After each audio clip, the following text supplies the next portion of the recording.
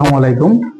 আমাদের পরবর্তী প্রশ্ন, ৭২-এর ভাজক সংখ্যা কয়টি? এই অঙ্কটিও বিগত সরকারি চাকরির পরীক্ষায় বহুবার এসেছে। আপনারা বিসিএস, প্রাইমারি, নিবন্ধন এগুলো প্রশ্নের জন্য ধারাবাহিকভাবে আমাদের অঙ্কগুলো করে যাবেন। ৭২-এর ভাজক সংখ্যা কয়টি? আমরা প্রথমে ৭২-কে ভাঙি। কত দিয়ে ভাঙা যাবে? ২ দিয়ে ভাঙা যাবে। ৩৬ দোকানে ৭২। আবার যদি ২ দ্বারা ভাঙি, ১৮ দোকানে ৩৬। আবার ২ দ্বারা ভাঙলে হবে ৯ দোকানে ১৮। আবার যদি ৯-কে ভাঙি তাহলে ৩ তিরিকে ৯, আর ভাঙা যাবে না।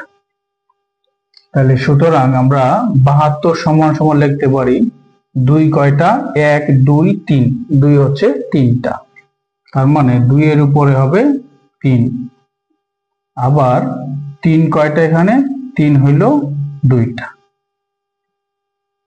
সুতরাং ৭২-এর মোট ভাজক হবে, মোট ভাজক সংখ্যা হবে, ভাজক সংখ্যা হবে, ভাজক সংখ্যা হবে সমান সমান কত হবে?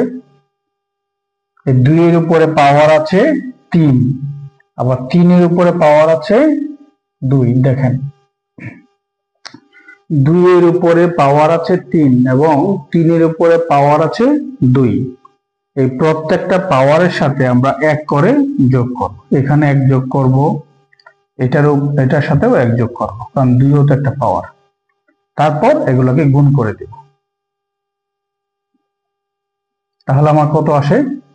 ৩ আর ১ হচ্ছে ৪, আবার ২ আর ১ হচ্ছে ৩, ৩ ৪ হচ্ছে ১২। সুতরাং ৭২-এর মোট ভাজক সংখ্যা হবে ১২টি। এই হচ্ছে আপনার আনসার।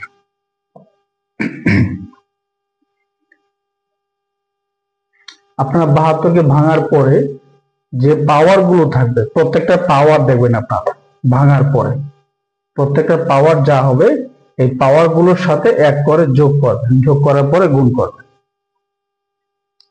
ঠিক আছে, আশা করি বুঝতে পেরেছেন। আপনারা বাসায় বসে এই অঙ্কর সমাধান করতে পারেন। ৭২-এর ভাজক সংখ্যা বের করেছি, আপনারা বের করবেন ৮৮। ৮৮-এর ভাজক সংখ্যা কয়টি? ৮৮-এর ভাজক সংখ্যা কয়টি? ৮৮-এর ভাজক সংখ্যা কয়টি? ঠিক আছে, তাহলে ধন্যবাদ সকলকে।